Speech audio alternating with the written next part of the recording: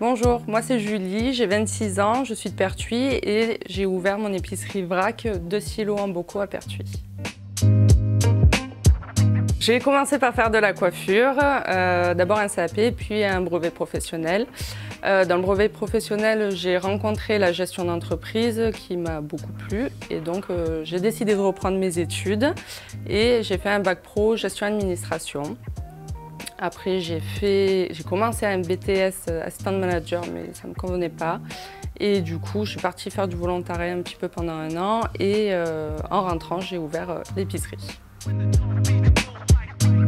Je suis gérante d'une épicerie vrac, donc c'est-à-dire que je propose que des produits sans emballage, donc sur tout ce qui est alimentation, cosmétiques, produits d'entretien et également des accessoires pour diminuer les déchets au quotidien.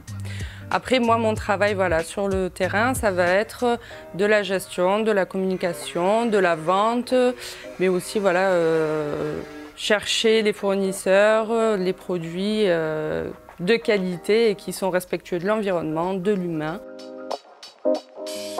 Déjà, j'ai toujours voulu ouvrir une épicerie de proximité, par la proximité déjà avec les clients, de proposer des produits de qualité, d'être au centre d'un village et de faire vivre un endroit avec les clients. Puis je suis partie en volontariat en Arménie et j'ai été pas mal choquée par le plastique. Il y en avait vraiment de partout.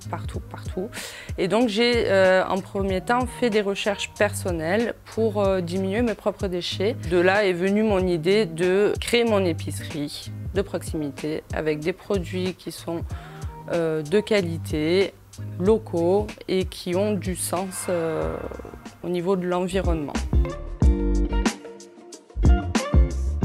Alors oui, j'ai rencontré pas mal de difficultés, déjà parce que j'étais un petit peu dans le métier, mais créer une entreprise, c'est quand même assez large. Pour les surmonter, je me suis renseignée, j'ai pas mal lu, je me suis documentée et puis j'ai avancé en trouvant des solutions. Et puis on apprend du coup à retomber sur ses pattes à chaque fois et à s'adapter.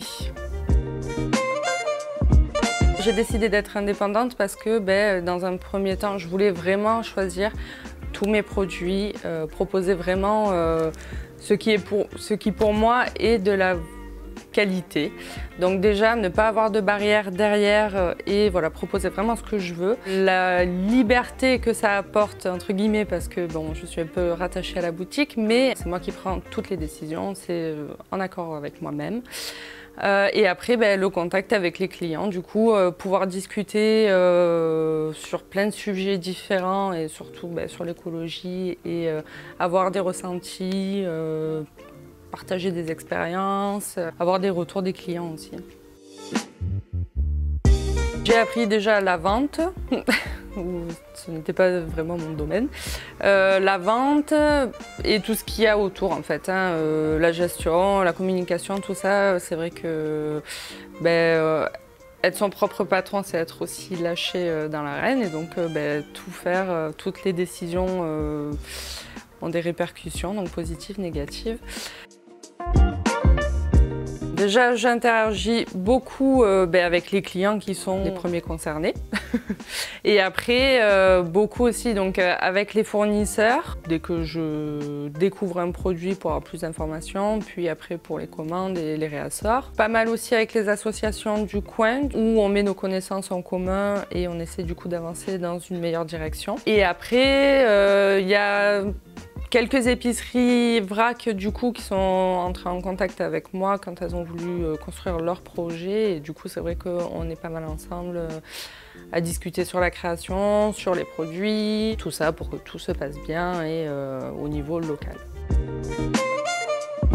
Je conseillerais ce métier aux personnes qui ont vraiment une conscience écologique derrière, donc déjà pour trouver de bons produits, de qualité, tout ça. Et aussi pour conseiller du coup les clients sur les différents produits et ce qu'ils apportent à son corps, à la planète, à l'humain. Par contre, voilà, c'est un métier qui est très fatigant, il y a beaucoup de manutention, il faut s'accrocher, quoi.